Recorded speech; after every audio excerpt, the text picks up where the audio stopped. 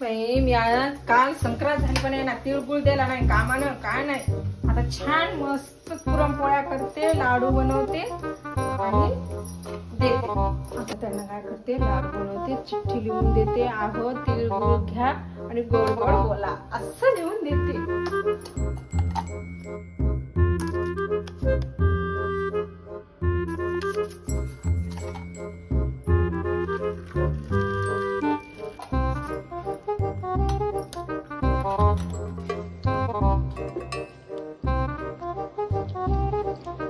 A few moments later.